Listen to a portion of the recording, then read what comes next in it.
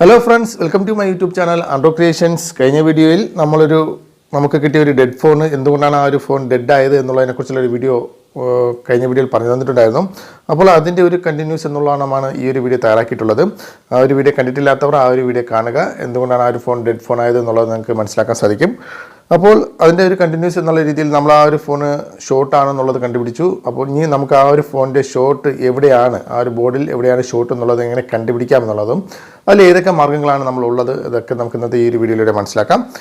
കഴിഞ്ഞ വീഡിയോ തന്നെ ഞാൻ പറഞ്ഞു തന്നിട്ടുണ്ടായിരുന്നു. അതിൽ 3 മാർഗ്ഗങ്ങളിലൂടെയാണ് നമ്മൾ ഷോർട്ട് കണ്ടുപിടിക്കുക. 1 call test, 2 hot test, 3 short killer use ചെയ്യുക. മെയിനായിട്ട് പറഞ്ഞു തന്നിട്ടുണ്ട് ഒരു കാര്യമെന്ന് പറയുന്നത് നമ്മൾ ആദ്യം തന്നെ ഷോർട്ട് കില്ലർ യൂസ് ചെയ്യാൻ പാടില്ല എന്നുള്ളത്.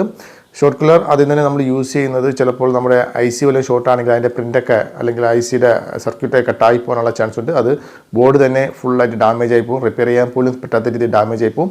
അതുകൊണ്ട് ഫസ്റ്റ് കോൾ ടെസ്റ്റ്, 2ാമത് ഹോട്ട് ടെസ്റ്റ്, 3ാമത് മാത്രമേ നമുക്ക് ഷോർട്ട് ഫൈൻഡ് ഔട്ട് ചെയ്യാൻ സാധിക്കുന്നില്ലെങ്കിൽ മാത്രമേ ഷോർട്ട് കില്ലർ യൂസ് ചെയ്യാവൂ. അപ്പോൾ അതിനെക്കുറിച്ചൊക്കെ നമുക്ക് ഡീറ്റെയിൽസ് ആയിട്ട് തന്നെ ഈ ഒരു വീഡിയോയിലൂടെ മനസ്സിലാക്കാം. വീഡിയോയിലോട്ട് പോകാം.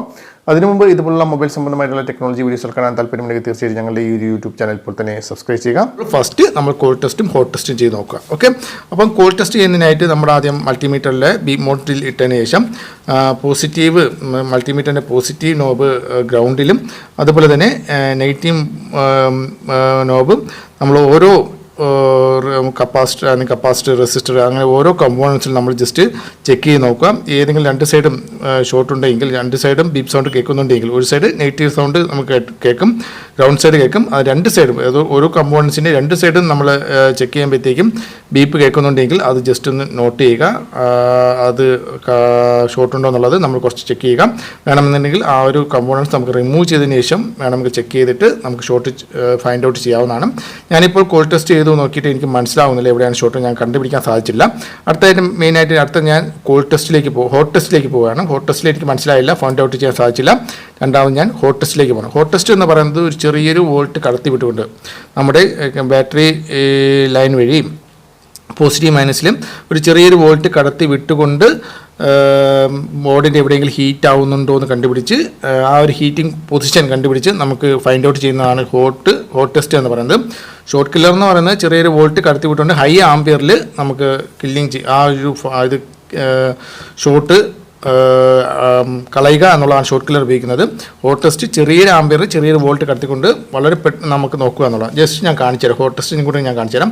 ഹോട്ട് ടെസ്റ്റിന് വേണ്ടി നമുക്ക് ആദ്യം ചെയ്യേണ്ടത് ചെറിയൊരു വോൾട്ട് അത് കടത്തി വിടുക എന്നുള്ളതാണ്. അതിനായിട്ട് നമ്മുടെ DC പവർ മെഷീൻ ഉപയോഗിച്ചാലും കുഴപ്പമില്ല. DC പവർ മെഷീനിൽ ചെറിയൊരു വോൾട്ട് 1 വോൾട്ട് മുതൽ നമ്മൾ ചെക്ക് ചെയ്ത് നോക്കാം. കൂടുതൽ വോൾട്ട് ആയി കഴിഞ്ഞാൽ ട്രിപ്പാവും. അപ്പോൾ 1 വോൾട്ട് സെറ്റ് ചെയ്യുക. 1 വോൾട്ട് സെറ്റ് ചെയ്തതിന് ശേഷം 1.5 വോൾട്ട് സെറ്റ് ചെയ്ത ശേഷം നിങ്ങളുടെ DC പവർ മെഷീൻ്റെ അല്ലെങ്കിൽ വേറെ ഏതെങ്കിലും ഒരു വോൾട്ട് സെറ്റ് ചെയ്ത ശേഷം നെഗറ്റീവ് നിങ്ങളുടെ ഫോണിൻ്റെ ഏതെങ്കിലും ഗ്രൗണ്ട് സെക്ഷനിൽ വയ്ക്കുക. അതിനുശേഷം ഞാനിതിൽ സെറ്റ് ചെയ്ത് വെച്ചിരിക്കുന്നത് 2 വോൾട്ടാണ് സെറ്റ് ചെയ്ത് വെച്ചിരിക്കുന്നത്. 2.2 വോൾട്ടാണ് സെറ്റ് ചെയ്ത് വെച്ചിരിക്കുന്നത്. അതിനുശേഷം ബാറ്ററി ടെർമിനലിൻ്റെ പോസിറ്റീവ് ലൈനിൽ ജസ്റ്റ് ഒന്ന് ടച്ച് ചെയ്ത് നോക്കുക. ഓക്കെ, നിങ്ങൾ അടുത്തായിട്ട് നിങ്ങൾ ചെയ്യേണ്ടത് നിങ്ങളുടെ ബോർഡിൽ ഒന്ന് കൈവച്ച് നോക്കുക. എവിടെയെങ്കിലും ഒരു ഹീറ്റിംഗ് അനുഭവപ്പെടുന്നുണ്ടോ എന്ന് ചെക്ക് ചെയ്ത് നോക്കുക.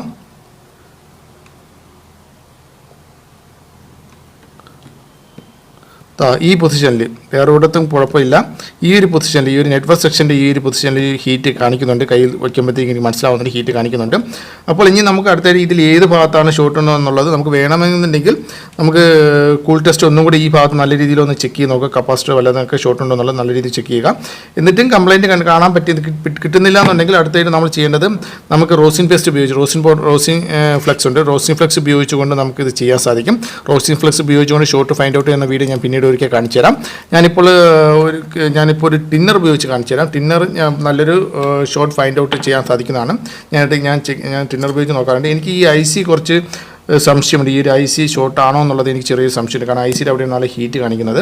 അപ്പോൾ ഞാൻ ഈ ICയുടെ ഭാഗത്ത് കുറച്ച് ടിന്നർ യൂസ് ചെയ്യുകയാണ്. ഞാൻ കുറച്ചും കൂടെ സൂം ചെയ്ത് കാണിച്ചു തരാം.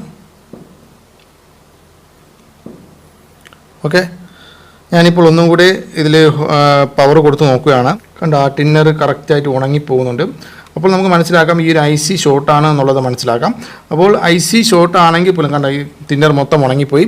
അപ്പോൾ ഈ ഒരു ഐ സി ഷോർട്ട് ആണെങ്കിൽ പോലും നമ്മൾ ഐ സി ആണ് ഷോർട്ട് എന്നുള്ളത് നമുക്ക് പൂർണ്ണമായിട്ടും നമ്മൾ ഉടൻ തന്നെ ഐ സി ഇളക്കരുത്. കാരണം എന്ന് പറയുന്നത് ഐ സിയുമായി ബന്ധപ്പെട്ട ആദ്യമേ റിലേറ്റഡ് ആയിട്ടുള്ള ഏതെങ്കിലും കമ്പോണൻസ് ഷോർട്ട് ഉണ്ടെങ്കിലും ഐ സി ഷോർട്ട് കാണിക്കും.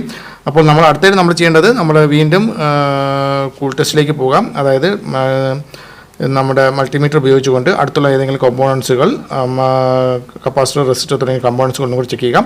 ഏതെങ്കിലുമൊക്കെ ഷോർട്ട് കാണിക്കുന്നുണ്ടെങ്കിൽ ഈ ഭാഗത്ത് എവിടെയെങ്കിലും ഷോർട്ട് കാണിക്കുന്നുണ്ടെങ്കിൽ അത് റിമൂവ് ചെയ്തതിന് ശേഷം ഒന്നുകൂടി നിങ്ങൾ ചെക്ക് ചെയ്യുക. വീണ്ടും ഐ സി ഷോർട്ട് കാണിക്കുന്നുണ്ടെങ്കിൽ തീർച്ചയായിട്ടും ഐ സി റിമൂവ് ചെയ്ത് റീബോൾ ചെയ്യുകയോ അല്ലെങ്കിൽ ഐ സി മാറ്റുകയോ ചെയ്യുക. ഏകദേശം നിങ്ങളുടെ പ്രോബ്ലം സോൾവ് ഔട്ട് ആവുന്നതായിരിക്കും. അപ്പോൾ ഫ്രണ്ട്സ്, ഈ ഒരു വീഡിയോ സംബന്ധിച്ച് എന്തെങ്കിലും ഡൗട്ട് നിങ്ങൾക്കുണ്ടെങ്കിൽ തീർച്ചയായും താഴെ കമൻറ്റ് ചെയ്യുക. നിങ്ങൾ റിപ്ലൈ നൽകാം. അടുത്തൊരു നല്ലൊരു വീഡിയോയുമായി വീണ്ടും കാണുന്നവരെ ബൈ.